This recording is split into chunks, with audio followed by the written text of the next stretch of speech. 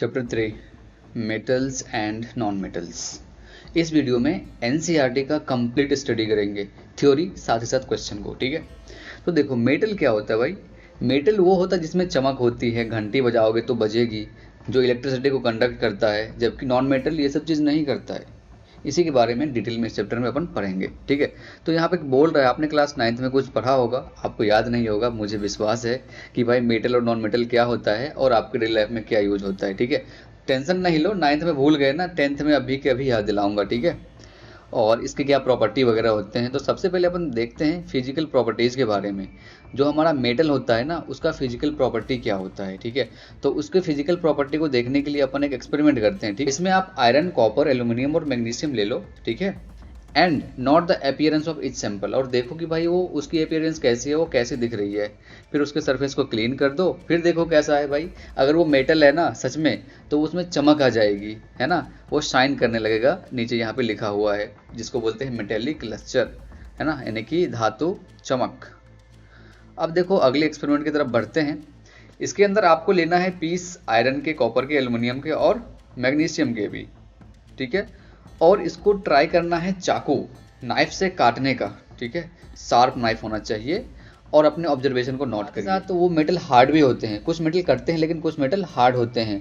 ठीक है, वो मेटल टू मेटल वेरी करता है हार्डनेस, ये यहाँ पे दिया हुआ है। जैसे आप सोडियम को पोटेशियम को काटोगे ना, आराम से कट जाएगा। ठीक है, अगले एक्सपेरिमेंट में देखते हैं ये क्या बोल रहा है। आयरन, जिंक, लेड और कॉपर ये ले लो और हथौड़े से पीटना है इसको। ठीक है, हथौड़े से पीटने के बाद आप क्या देखोगे, उसको यहाँ पे ऑब्जर्व करना है। ठीक है, चेंज इन शेप, कि उसका शेप कैसे चेंज हो रहा है। ठीक है, जब आप हथौड़े से किसी मेटल को बीट करोगे ना, तो ऐसे फैल जाएगा, कैसे, रोटी की तरह, चादर की तरह। ठीक है, जिसको बोलते हैं अपन मेलिएबिलिटी। याद रखिएगा, एग्जाम में पूछ सकता है what is malleability. List the metals whose wires you seen in your daily life. तार किसके देखे थे आप? कॉपर के देखे हो, एल्यूमिनियम के देखे हो। Ability of metals to be drawn into thin wires is called ductility, है ना।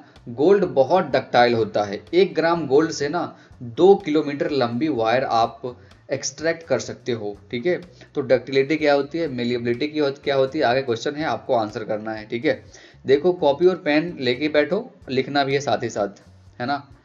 You will be surprise that how wire, हाँ वही यहाँ पे बोल रहा है, 1 ग्राम गोल्ड से अपन 2 किलोमीटर लंबी तार खींच सकते हैं। It is because their malleability is high, है ना, and ductility that metals can given different shapes according to our needs. Can you name some metals that are used for making cooking vessels.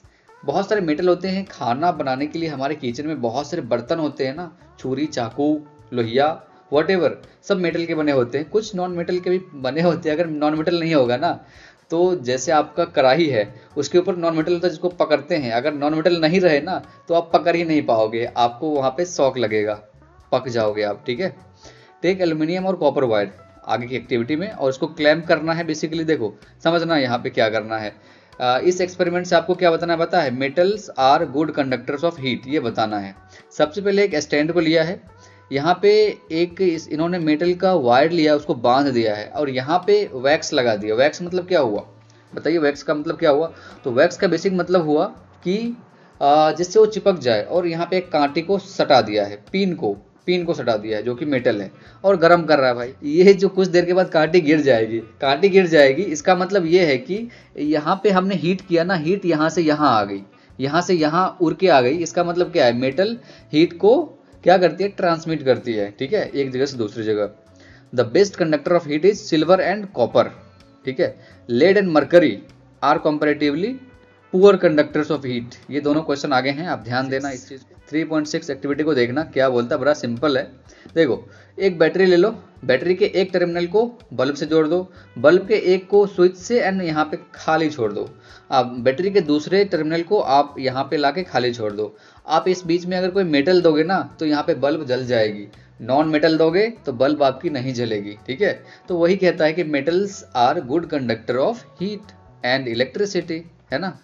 You must have seen that wires that carry current in your homes have coating of PVC. PVC का coating होता है, जो कि क्या होता है, non conductor of heat and electricity. अगर वो नॉन कंडक्टर नहीं होगा ना, तो भाई आप तार को पकड़ोगे, आपको करंट लग जाएगा। ठीक है, with suitable substance what happens when metals strike a hard surface, do they produce sound? हाँ, मतलब जब किसी हार्ड सब्सटेंस से आप किसी मेटल को ऐसे टन टन करोगे ना, तो उससे साउंड निकलती है, जिसको बोलते हैं सोनोरस। यहाँ पे लिखा हुआ है ना, ये एग्जाम में आपसे पूछा जा सकता है, व्हाट इज सोनोरस। ठीक है, आपके स्कूल के अंदर जब पुराने स्कूल में होंगे तो घंटी होता था ना, घंटी होता है ना, बजाने से आपकी छुट्टी होती है, टिफिन होती है, क्या मजा आता है घंटी जब टन टन आती है ना, उसी को बोलते हैं सोनोरस ऑफ मेटल। ठीक है, अब देखो नॉन मेटल की बात करते हैं तो भाई नॉन मेटल में ये सब प्रॉपर्टी नहीं होता है, ना वो मेलिएबिलिटी होती है, ना डक्टिलिटी होती है, ना सोनोरस होता है वो। ठीक है, आपने प्रीवियस क्लास में पढ़ा होगा लेकिन आप भूल गए होंगे। ठीक है, तो इसको छोड़ दो, बाकी मेरे ऊपर छोड़ दो। ठीक है, कि कुछ नॉन मेटल जो होते हैं as compare to metal, very few, क्या बोल रहा है, एग्जाम्पल्स ऑफ नॉन मेटल और कार्बन। हाँ भाई, कार्बन नॉन मेटल है, सल्फर, आयोडीन, ऑक्सीजन, हाइड्रोजन, ये सब क्या है आपका नॉन मेटल है। नॉन मेटल या तो सॉलिड होता है, नॉन मेटल सॉलिड होता है, इधर सॉलिड और गैस। ठीक है, या तो सॉलिड होता है या गैस होता है, सिवाय एक को, ब्रोमीन को छोड़ के। ब्रोमीन क्या होता है? लिक्विड होता है, आपसे एग्जाम के अंदर क्वेश्चन पूछ सकती है। अब देखो एक्टिविटी 3.7 को करते हैं, हम करेंगे नहीं, बस पढ़ेंगे क्योंकि हमारे पास मटेरियल है, नहीं तो क्या ही करेंगे।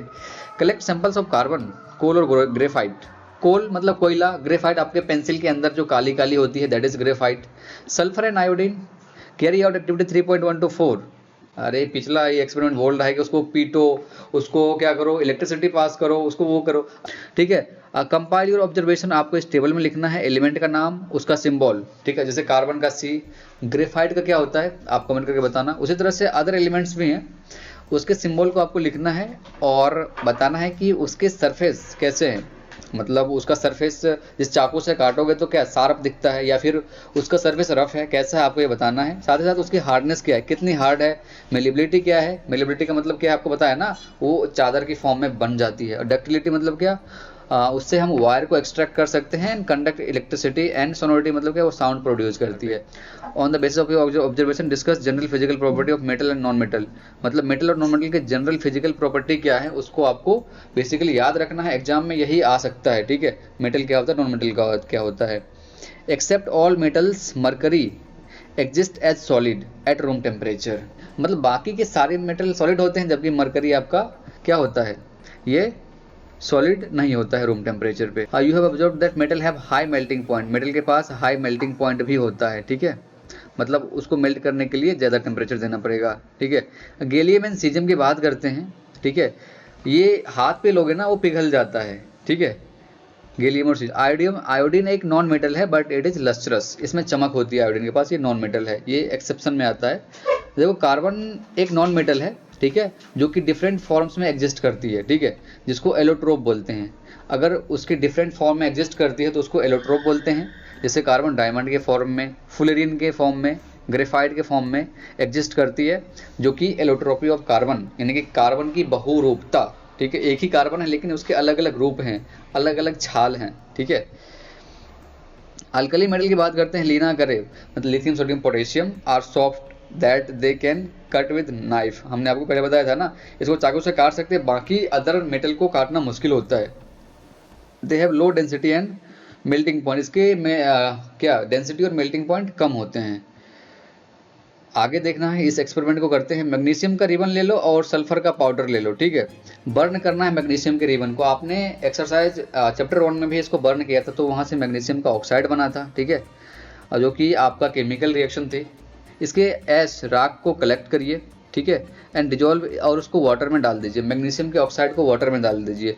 Test the resultant solution with both red and, और उसको लिटमस पेपर से आपको देखना है कि भाई ये एसिडिक है या बेसिक है। देखो मेटल के ऑक्साइड बेसिक नेचर के होते हैं, आप अगर इसको रेड लिटमस पे डालोगे ना तो उसको ब्लू कर देगी, बस यही इस एक्सपेरिमेंट का मतलब है। ठीक है, और नॉन मेटल के ऑक्साइड क्या होते हैं, एसिडिक होते हैं, जो कि ब्लू लिटमस को रेड में कन्वर्ट कर देती है। ठीक है, याद रखना, एग्जाम में आएगा तो भाई लिख देना। हाँ, most non metals can produce acidic oxide dissolve in water, on other hand most metals give rise to basic oxide. You will learn in more about this metal in next section. Okay, अब यहाँ पे कुछ question है, give an example of metal which is liquid at room temperature. ठीक है, मतलब liquid कौन होता है रूम टेम्परेचर पे, आपको उस मेटल का नाम बताना है।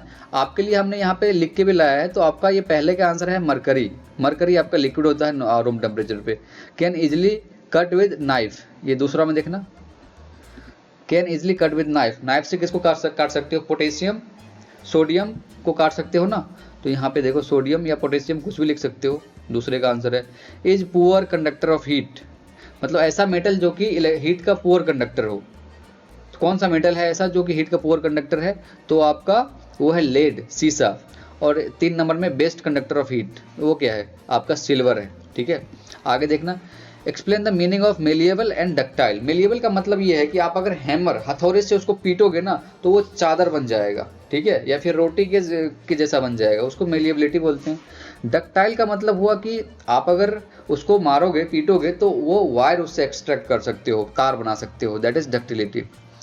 केमिकल प्रॉपर्टीज ऑफ मेटल, आप मेटल की केमिकल प्रॉपर्टीज को स्टडी करेंगे। भाई ये सब मेटल के टुकड़े ले लो, aluminium, copper, iron, lead, magnesium, zinc and sodium. ठीक है, और देखो क्या होता है जब हम मेटल को हवा में गर्म करते हैं। Almost all metals combined with oxygen to form metal का ऑक्साइड, जैसे मेटल प्लस ऑक्सीजन से मेटल का ऑक्साइड बना लिया है। जैसे देखो कॉपर एक मेटल है, ऑक्सीजन से मिल गया, CuO बनाया, यानी कि CuO क्या है? आपका मेटल का ऑक्साइड है। उसी प्रकार से एल्यूमिनियम का ऑक्साइड बना लिया, हाँ, इस वाले में Al2O3। ठीक है, और आगे देखना, आप चैप्टर 2 को याद करो, एसिड बेस एंड सॉल्ट वाला। How copper oxide reacts with hydrochloric acid, मतलब कॉपर का ऑक्साइड HCl के साथ कैसे रिएक्शन कर रही थी। हाँ, और यहाँ पे देखो एल्युमिनियम ऑक्साइड को HCl से रिएक्शन करवाया है उसी प्रकार से। तो यहाँ पे एल्युमिनियम का क्लोराइड बना है और साथ ही साथ आपका वाटर बना है। ठीक है, फिर इसको बेस से रिएक्शन करवा दिया। हाँ, तो सोडियम एल्यूमिनियम एल्यूमिनेट बना है, NaAlO2 और वाटर बना है। ठीक है, most metals are insoluble in water, मतलब बहुत सारे मेटल ऐसे होते हैं जो कि वाटर में इनसॉल्युबल होते हैं। ठीक है, but some of these dissolve in water to form alkali. ठीक है, मतलब कुछ मेटल होते हैं जो वाटर में डिजॉल्व होते हैं, कुछ नहीं होते हैं, जो होते हैं उसको अल्कली बोलते हैं। ठीक है, sodium oxide and potassium oxide dissolve in water to produce alkali. जैसे यहाँ पे देखो सोडियम का ऑक्साइड और पोटेशियम का ऑक्साइड लिया है और उसको पानी में दिया है, हाँ, तो यहाँ से उसका हाइड्रोक्साइड बना है जिसको अल्कली बोल सकते हो आप। अब देखो different metals show different reactivities towards oxygen, मतलब सारे लोग एक नहीं हो सकते हैं ना, सबकी अपने अपने टेंडेंसी होते हैं। तो वही बोलता है भाई, अलग अलग मेटल ऑक्सीजन के साथ अलग अलग प्रकार से पेश आते हैं। मेटल जैसे कि potassium and sodium react show vigorously, मतलब पोटेशियम और सोडियम बहुत तेजी से ये रिएक्ट करता है और इसमें आग भी लग सकती है अगर इसको हवा में खुला छोड़ दे तो। इसलिए इसको हम कहाँ रखते हैं? तो इसको रखते हैं केरोसिन के तेल में। ठीक है, आपका क्वेश्चन है आगे, आपको आंसर करना है, मैं पूछूंगा। ठीक है, at ordinary temperature the surface of metal such as magnesium, aluminium, zinc, lead, etc are covered with a thin layer of oxide. ठीक है, the protective oxide layers prevent metal from further oxidation. Iron does not burn on heating, but iron filings burn vigorously when sprinkled in flame of the burner. Copper does not burn, okay? But hot metal is coated with black colored layered copper. Two oxide, silver and gold do not react. देखो silver और gold react नहीं करती है क्योंकि इसकी reactivity बहुत कम होती है, इसलिए नेचर में फ्री स्टेट में पाया जाता है। तो एनोडाइजिंग क्या होता है? मतलब जब आप एल्यूमिनियम को हवा में छोड़ दोगे ना तो उसके ऊपर एक ऑक्साइड की लेयर बन जाती है। ठीक है, और ये जो आपका एल्यूमिनियम का ऑक्साइड है उसका कोट है वो क्या करता है ना, आगे उसको कोरोजन से रोकता है। ठीक है, मतलब आप अगर एल्यूमिनियम को छोड़ दोगे ऐसे हवा में तो उसके ऊपर एक ऑक्साइड की लेयर बनती है जिससे वो आगे ऑक्सीडेशन नहीं हो पाता है। ठीक है, और वो सेफ रहती है। यहाँ पे इस एक्सपेरिमेंट में बताया है कैसे क्या करना है। जब मेटल को आपको वाटर के साथ रिएक्शन करती है ना तो वहां से बनती है मेटल का ऑक्साइड जो कि बेसिक होता है, साथ ही साथ हाइड्रोजन गैस रिलीज होती है। और जब मेटल का ऑक्साइड होता है उसको वाटर के साथ रिएक्शन करते हैं ना तो वहां पे मेटल का हाइड्रोक्साइड बनती है। मेटल जैसे कि पोटेशियम एंड सोडियम ये बहुत तेजी के साथ ठंडे पानी से रिएक्शन करती है। ठीक है, इन case of sodium and potassium the reaction is so violent and exothermic, मतलब भाई यहाँ से हीट भी रिलीज होती है। इसलिए सोडियम और पोटेशियम का जब भी रिएक्शन कराओगे पानी में डालोगे वहाँ पे ध्यान देना, वहाँ से बमाके की आवाज़ आती है। ठीक है, और ये खतरनाक होता है, इसलिए आप टीचर के असिस्टेंस में ही इस चीज़ को करना।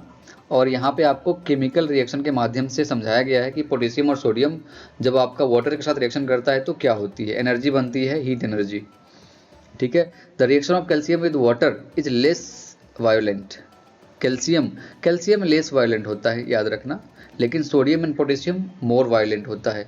The heat is evolve not sufficient for hydrogen to catch fire.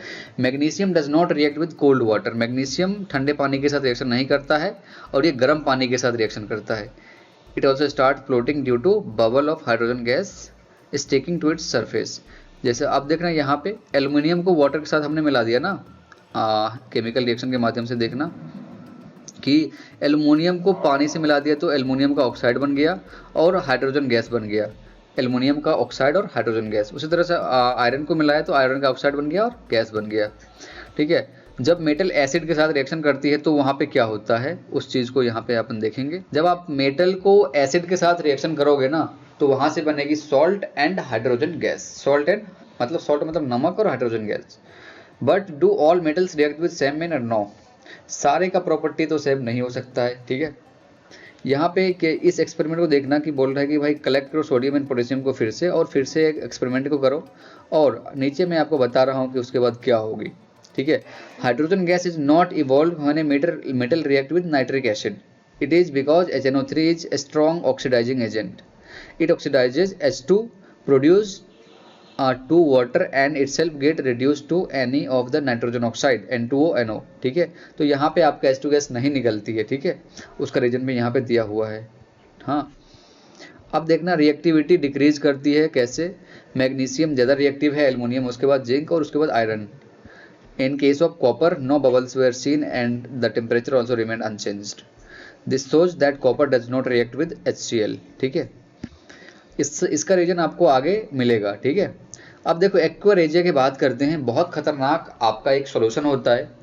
मतलब एक्वा रेजिया के अंदर किसी चीज़ को डालोगे ना उसको खा जाती है वो, मतलब पूरा उसको पिघला देगा।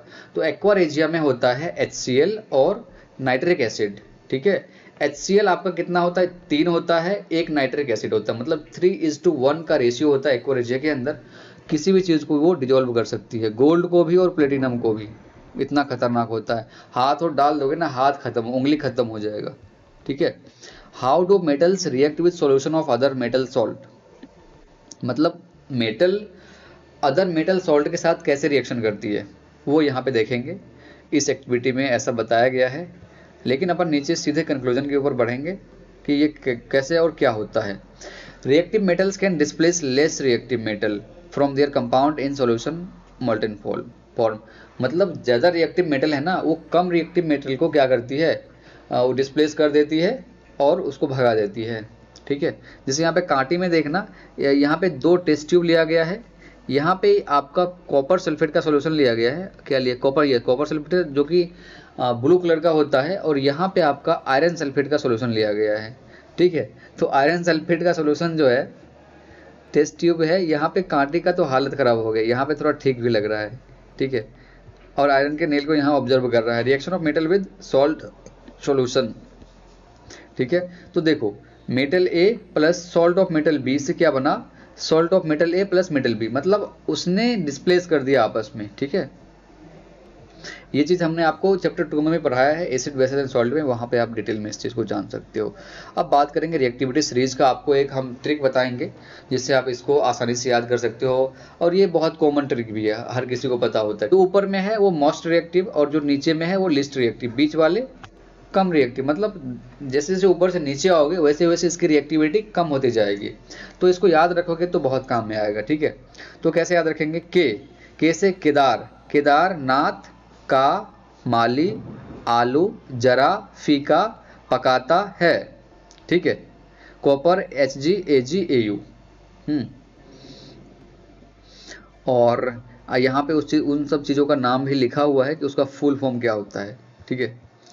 आगे कुछ क्वेश्चन है कि हम पहला क्वेश्चन क्या है, हम सोडियम को केरोसिन के आयल में क्यों रखते हैं, ठीक है। इसलिए रखते हैं क्योंकि आपका जो सोडियम है ना वो एयर के साथ बड़े आसानी से रिएक्शन कर लेता है और वो जलने लगता है, ठीक है। यहाँ पे आपका ये क्वेश्चन है, यहाँ पे आंसर भी हमने लिख दिया है। Sodium react vigorously with air and water, kerosene prevents the reaction by isolating it from air and moisture. और केरोसिन जो होता है इसको एयर और मॉइस्चर से आइसोलेट करके इसकी रिएक्टिविटी को ख़त्म कर देता है। अब देखो right equation for reaction iron को स्टीम के साथ इसके साथ, यहाँ पे हमने आपके लिए लिख दिया है, आप यहाँ पे देखना। ये देखो ये क्वेश्चन है आपका, ठीक है। यहाँ पे आपका आंसर है Fe प्लस H2O से Fe3O4 बना और H2 बना, कैल्शियम प्लस H2O से कैल्शियम हाइड्रोक्साइड और H2 बना, ठीक है।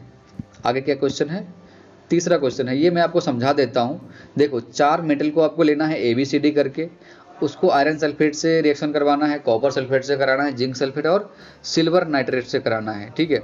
तो यहाँ पे कोई रिएक्शन नहीं हुआ ए का। अगर रिएक्शन नहीं हुआ इसका मतलब ये है कि जो आयरन है हमारा आयरन सल्फेट के अंदर, उसकी जो पोजीशन है यहाँ पे, आयरन कहाँ है यहाँ, हाँ थोड़ा ध्यान देना। देखो आयरन आपका यहाँ है ना, तो रिएक्शन नहीं हुआ। देखो ऊपर में जितने हैं ना, आयरन से ऊपर में, वो आयरन के साथ रिएक्शन कर सकता है, लेकिन नीचे वाला नहीं, उसको डिस्प्लेस नहीं कर पाया। तो हमारा जो भी एलिमेंट होगा वो कहीं ना कहीं आयरन से नीचे ही होगा, ठीक है, इसलिए इसके साथ रिएक्शन नहीं किया।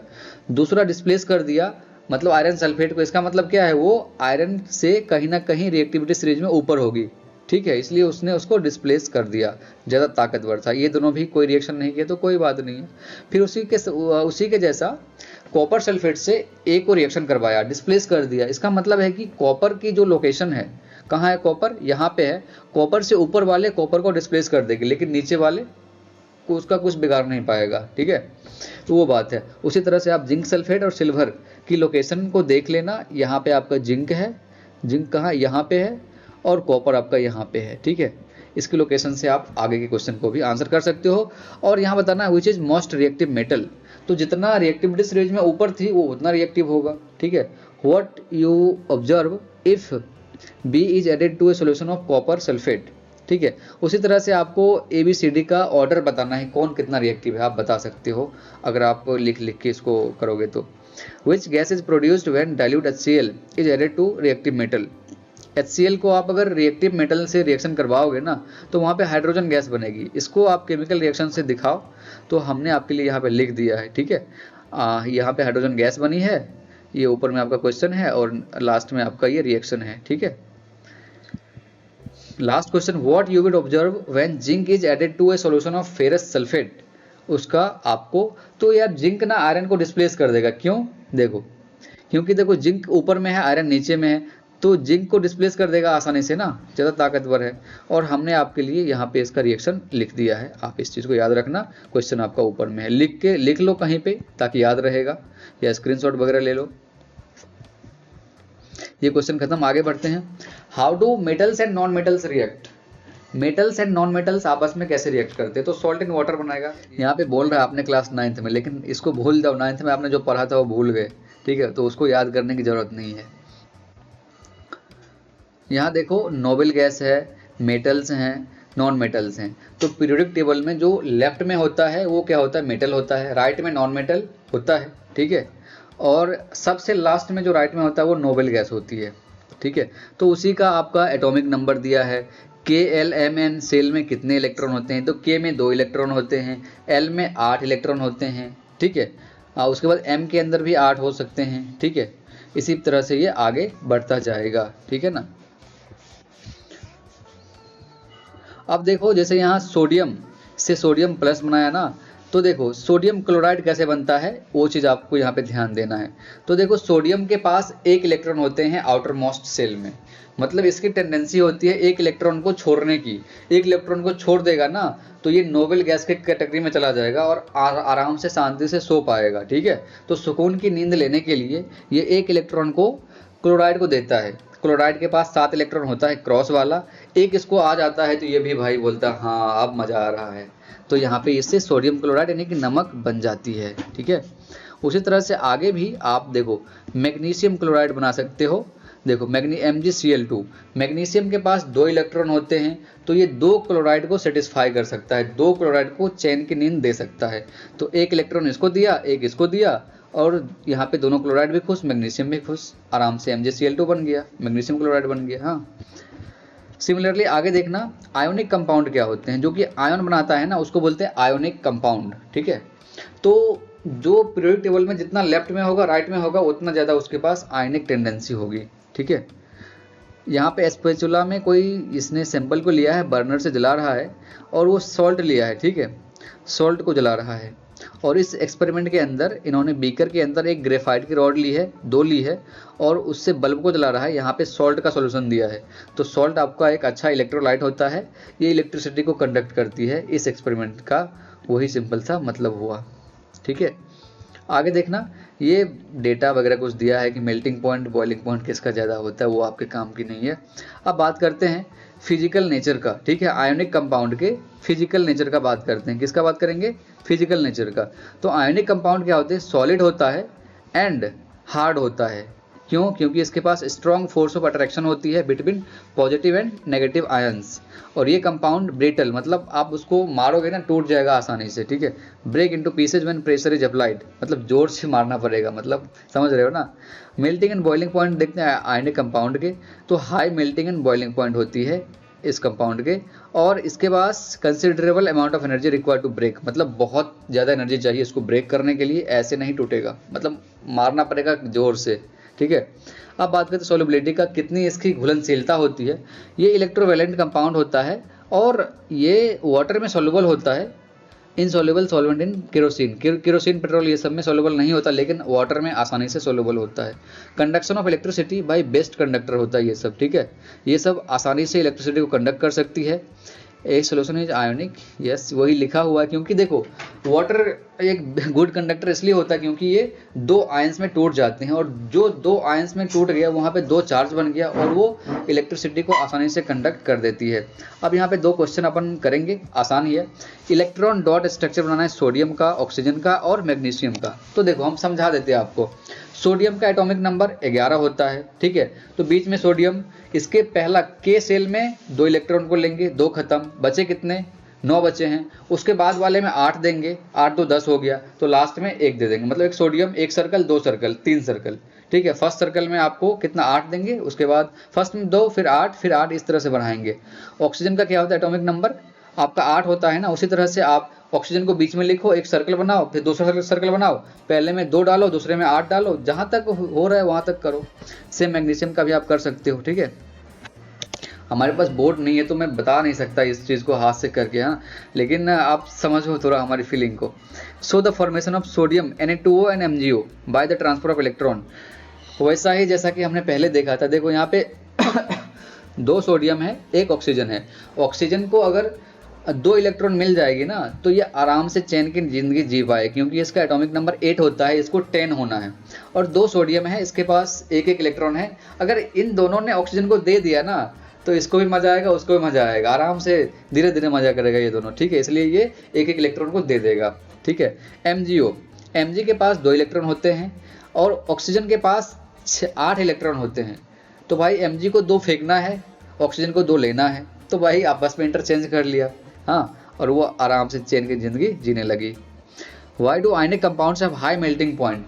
क्योंकि ये स्ट्रॉन्ग जो आपका इलेक्ट्रोमोटिव मतलब क्या, इलेक्ट्रोस्टैटिक फोर्स से बंधे होते हैं। ठीक है, क्योंकि इसके पास चार्ज होता है और 2 अपोजिट चार्ज होते हैं जो कि आपस में जोर से बांधे होते हैं, और इसको ब्रेक करना मुश्किल होता है, इसलिए इसका मेल्टिंग पॉइंट ज़्यादा होता है। ठीक है, अकरेंस ऑफ मेटल, मेटल की अकरेंस मतलब ये मेटल हमारे नेचर में कैसे मिलती है। अर्थ क्रस्ट के अंदर ये मेजर सोर्स ऑफ मेटल्स क्या है? सी वाटर में भी होता है, जैसे आपका sodium chloride, magnesium chloride. Element और compound which have naturally on earth crust, it is known as mineral. हाँ, मतलब देखो मिनरल, व्हाट इज मिनरल, ये क्वेश्चन है। जो एलिमेंट या कंपाउंड आपको धरती के अंदर नेचुरली मिलते हैं ना, उसको बोलते हैं मिनरल। हाँ, mineral contain very high percentage of particular metals and metals can profitably extracted from it, जिसको ओर बोलते हैं। मतलब मिनरल जितने भी कंपाउंड वगैरह आपके धरती के अंदर है, मिनरल हो गया, और उससे अगर कोई यूजफुल चीज़ प्राप्त कर लेंगे हम ना, उसको ओर बोलेंगे। ठीक है, उसके साथ कुछ कचरा होता है, उसको गैंग और मैट्रिक्स बोलते हैं। अब बात करेंगे एक्सट्रैक्शन ऑफ मेटल के। आपने देखा कि रिएक्टिविटी सीरीज के अंदर मेटल कौन कितना रिएक्टिव है, कौन कम रिएक्टिव है। ठीक है, उसी के बेसिस पे हम मेटल को कैसे एक्सट्रैक्ट करते हैं, यहाँ पे देखना। Sodium, potassium, calcium, magnesium, aluminium, इसकी इलेक्ट्रोलाइसिस होती है।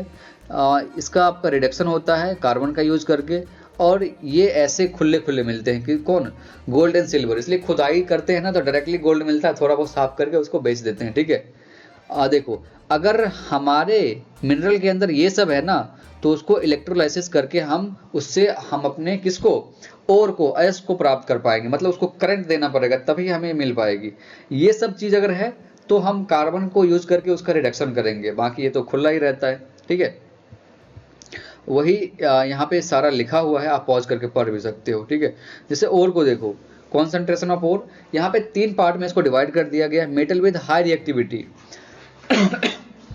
मतलब ऐसे में मेटल जिसकी रिएक्टिविटी हाई है, मीडियम रिएक्टिविटी और लो रिएक्टिविटी। ऊपर में है हाई रिएक्टिव, बीच में है मीडियम रिएक्टिव, नीचे है लो रिएक्टिव। ठीक है, तो देखो जिसकी रिएक्टिविटी बहुत ज़्यादा है ना, उसको हम इलेक्ट्रोलाइसिस से अलग करेंगे और यहाँ से प्योर मेटल मिलेगी। जो बीच में है उसको हम क्या करेंगे, बेसिकली गर्म करके हम निकालेंगे कार्बोनेट ओर को और सल्फाइड ओर को। कार्बोनेट ओर को हम कैल्सिनेशन करके निकालेंगे, ठीक है, और सल्फाइड ओर को हम रोस्टिंग करके निकालेंगे। ठीक है, तो रोस्टिंग में ज़्यादा ऑक्सीजन चाहिए लेकिन कैल्सिनेशन में कम ऑक्सीजन चाहिए होता है, फिर हमें उसको ऑक्साइड निकालेंगे, रिडक्शन करेंगे और यहाँ पे प्योर मेटल मिलेंगी। तीसरा है जो लो रिएक्टिव होता है, यहाँ पे सल्फाइड ओर होता है, इसको रोस्ट करके आसानी से हम मेटल को प्राप्त कर सकते हैं। ठीक है, गैंग हमने आपको बता ही दिया। हाँ, आगे आना चिन्ह बार को देखते हैं। एक्सट्रैक्टिंग मेटल्स लो इन रिएक्टिविटी सीरीज, एक्टिविटी सीरीज में जिसका कम पोजीशन है, मतलब कम रिएक्टिव है। ठीक है, उसको कैसे हम करेंगे। Metals low reactive series are very unreactive, these oxide metals are reduce to metals heating alone. जैसे चिन्ह बार को देखो, यहाँ पे ऑक्सीजन की उपस्थिति में उसको हीट किया तो इसका ऑक्साइड बना, फिर इसके ऑक्साइड को हीट किया, वहाँ से इसका मरकरी मिल गया। ठीक है, उसी तरह से कॉपर सल्फाइड को देखो, इसको भी ऑक्सीजन से हीट किया एंड उसका ऑक्साइड बना, फिर इसकी ऑक्साइड को कॉपर के सल्फाइड से हीट किया तो यहाँ से कॉपर का क्या मिला, मेटल मिला। ठीक है, extracting metal in the middle of activity series. अब देखो एक्टिविटी सीरीज के मिडिल में है, उसको कैसे एक्सट्रैक्ट करेंगे, तो उसको रोस्टिंग और कैल्सिलेशन से करेंगे। तो देखो रोस्टिंग के अंदर ना आपका क्या होता है, ores converted oxide by heating strongly in the presence of excess air, मतलब यहाँ पे आपको एक्सेस एयर की प्रेजेंस में उसको जलानी है। कैल्सिलेशन में क्या होता है, लिमिटेड एयर होते हैं, लिमिटेड एयर की प्रेजेंस में उसको हम जलाते हैं। ठीक है, उसको वो कैल्सिलेशन बोलते हैं। The chemical reaction that take place, तो यहाँ पे देखो इसका एग्जाम्पल भी दिया गया है। ठीक है, रोस्टिंग में क्या करते हैं, ज़्यादा हमको ऑक्सीजन चाहिए, कैल्सिलेशन में कम चाहिए। ठीक है, दोनों में लेकिन हम हीट ही करते हैं। आगे देखना, यहाँ पे एक फिगर है, thermite process of joining railway crack, मतलब रेलवे क्रैक अगर हट गया है ना तो उसको गर्म करके चिपकाते हैं तो वो क्या होता है, चिपक जाता है, बहुत हाई टेम्परेचर पे उसको हीट करना पड़ता है। Extracting metals towards the top of the activity series, जो एक्टिविटी सीरीज में टॉप पे है उसको कैसे हम प्राप्त करेंगे उस मेटल को मिनरल से, तो बेसिकली वहाँ पे हम क्या करेंगे, इलेक्ट्रोलाइसिस करेंगे। ठीक है, मतलब इलेक्ट्रिसिटी को पास करेंगे तो हमारे कैथोड पे क्या होगा, एनोड पे क्या होगा, वो चीज़ देखना। तो कैथोड पे आपका ओर आता है, एनोड पे आपका क्या आता है, पूरा मिनरल आता है, और उसके साथ साथ आपका जो गैंग है वो कहाँ पे आता है, सॉल्यूशन के अंदर आता है। ठीक है, तो आप इस फिगर को देख सकते हैं। Electrolytic refining of copper, the electrolyte is a solution of acidified copper sulphate, और anode is what, impure copper. जो इम्प्योरिटी है वो आपका कहाँ पे आएगा, एनोड पे आएगा। कैथोड पे आपका क्या आएगा, प्योर कॉपर आएगा। हाँ, जब आप इलेक्ट्रिसिटी को पास करोगे, pure copper is deposited at cathode. अब देखो रिफाइनिंग भी करनी होती है, जब आपको मेटल मिल जाता है ना तो उसमें थोड़ी बहुत गंदगी आ जाती है, गैंग मैट्रिक्स, उसको रिफाइन भी करना पड़ता है। तो बेसिकली इलेक्ट्रोलाइटिक रिफाइनिंग हम यूज करते हैं उसको साफ करने के लिए। बहुत सारे मेटल जैसे copper, zinc, nickel, gold, silver are refined electrolytically. In this process impure metal is made anode, impure metal को कहाँ हम एनोड पे लेते हैं, and a thin strip of pure metal at cathode. A solution of metal salt is used as an electrolyte, salt का use करते हैं electrolyte के रूप में। एपरेटस इज सेटअप, यहाँ पे आपको एपरेटस दिखाया गया है। ठीक है, 2 कैथोड लिया है ना, ये देखो एनोड है, ये cathode, anode plus cathode minus. ठीक है, आगे देखना, यहाँ पे हमारा कुछ क्वेश्चन है। देखो मिनरल क्या होता है, हमने बताया ना कि अर्थ क्रस्ट में जितने भी आपके पाए जाते हैं क्या, मतलब कंपाउंड जो भी पाया जाता है उसको मिनरल बोलते हैं। और क्या होता है, मतलब उस मिनरल से हम कैसे जो मेटल प्राप्त करते हैं उसको और बोलते हैं। गैंग क्या होता है, उस मिनरल के अंदर जो भी हमारा अनवांटेड मटेरियल होते हैं उसको गैंग बोलते हैं। ठीक है, name 2 metals which are found in nature in free state, gold, silver, platinum, ये सब फ्री स्टेट में पाया जाता है। अब बात करेंगे कोरोजन का, ठीक है। कोरोजन का मतलब क्या हुआ, जंग लगना। कि भाई जंग लगना कैसे होता है, जब आप आयरन का रॉड हो या फिर एल्युमिनियम हो, हवा में छोड़ दोगे इन द प्रेजेंस ऑफ मॉइस्चर, उसमें क्या होता है, एक लेयर बन जाती है और उस लेयर को हम जंग बोलते हैं, जो कि उस मेटल को धीरे धीरे खाने लगता है। Silver article become black after some time when expose to air. Silver का जो भी चीज़ होता है ना, जब उसको एयर से एक्सपोज कराते हैं वो ब्लैक हो जाता है, क्योंकि उस पर सल्फर का ऑक्साइड बन जाता है, ठीक है। Copper react with most carbon dioxide in air and slowly lose its shiny brown surface, ठीक है। एंड कॉपर का कार्बन बनता है, आयरन में जंग लग जाती है, सबको पता ही है, रस्टिंग हो जाती है वहाँ पे, ठीक है। और यहाँ पे इस एक्सपेरिमेंट को देखना बड़ा सिंपल है। क्या किया है, 3 टेस्ट ट्यूब लिया है, ठीक है। इन्होंने यहाँ पे क्या लिया है, 3 टेस्ट ट्यूब लिया है, ए बी सी। ए में इन्होंने पानी दिया है और पानी के अंदर नेल डाल दिया और यहाँ पे कॉर्क से बंद कर दिया। बी के अंदर इन्होंने क्या लिया है, बी के अंदर इन्होंने लिया बॉइल्ड डिस्टिल्ड वाटर, गरम गरम साफ पानी लिया है, उसके ऊपर तेल लिया है और उसको बंद कर दिया, ठीक है। एंड यहाँ पे इन्होंने लिया नमक लिया है, सूखी नमक ली है। उसके बाद किस में जंग लगा ये ऑब्जर्व किया कुछ देर के बाद, तो उसने पाया कि पहले वाले में जिसमें इन्होंने क्या लिया था, वाटर लिया था ना, उसमें जंग लग गई, बाकी के 2 में जंग नहीं लगी, क्योंकि यहाँ पे मॉइस्चर एंड एयर एक साथ प्रेजेंट नहीं है, इसलिए ये यहाँ पे जंग नहीं लगी, ठीक है। उसी चीज़ को यहाँ पे इन्होंने इन्वेस्टिगेट किया है और सेम चीज़ यहाँ पे लिखी भी है, आप पॉज करके पढ़ सकते हो, ठीक है। प्रिवेंशन ऑफ कोरोजन मतलब जंग से हम कैसे बचा सकते हैं। तो देखो, जंग से बचाने के लिए हम क्या करते हैं, हम कर सकते हैं painting, oiling, greasing, galvanising, chrome plating, anodising और मेकिंग एलॉय। तो गैल्वेनाइजेशन क्या होता है, गैल्वेनाइजेशन एक प्रोसेस है जिसमें स्टील या फिर आयरन को जंग से बचाने के लिए उसके ऊपर जिंक के लेयर को क्या करते हैं, कोट करते हैं, ठीक है। आगे देखना एलॉइंग, एलॉय क्या होता है भाई, तो एलॉय के बारे में नीचे लिखा हुआ है कि एलॉय क्या होता है, होमोजीनियस मिक्सचर होता है 2 या 2 से ज़्यादा मेटल, एक मेटल या एक नॉन मेटल, हाँ, जिसको मिला देते हैं तो, लेकिन आपका प्रोपोर्शन फिक्स होना चाहिए जितना ज़रूरत होती है। इसको कैसे बनाते हैं, पहले एक को मेल्ट करते हैं, दूसरे को उसमें मिला देते हैं, तो वहाँ से उसकी एलॉय बन जाती है। Pure iron is very soft and stretched easily when hot. जो मतलब जो प्योर आयरन होता है ना, बहुत सॉफ्ट होता है, आप गर्म करोगे पिघल जाएगा और उसको आसानी से आप स्ट्रेच भी कर सकते हो। लेकिन आयरन के अंदर हम कुछ कार्बन मिलाते हैं जिससे वो हार्ड होती है, हम अपने डे टू डे लाइफ के यूज के लिए।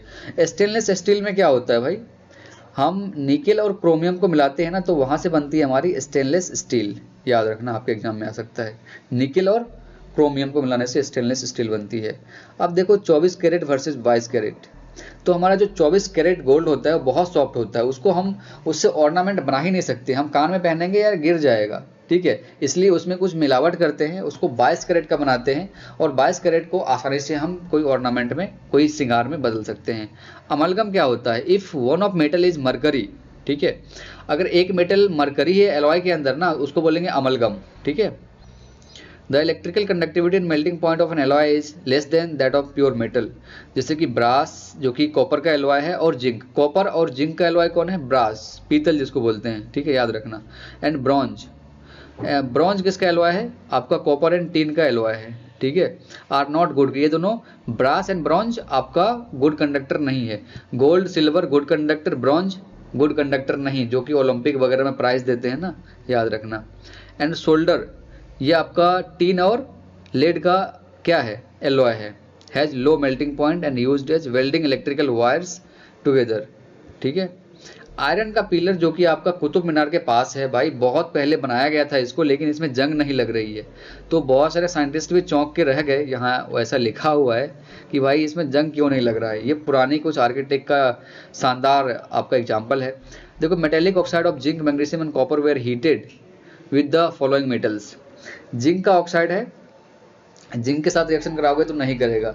रिएक्टिविटी सीरीज को याद करोगे आसानी से आप इस चीज को कर सकते हो। जिंक के ऊपर जो होगा ना, वो जिंक को क्या करेगा, डिस्प्लेस कर देगा ऑक्साइड से। तो मैग्नीशियम कहाँ है, केदारनाथ का माली मैग्नीशियम, उसके बाद नीचे जिंक है, तो मैग्नीशियम जिंक को डिस्प्लेस कर देगा।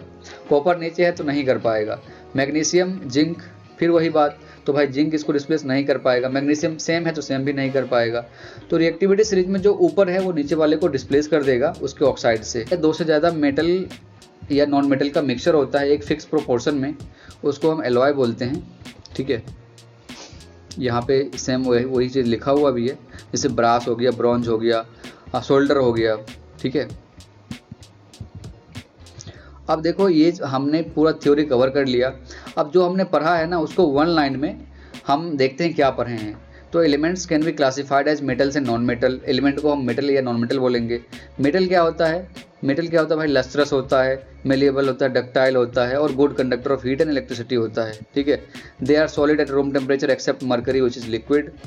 Metals can form positive ion by losing electron.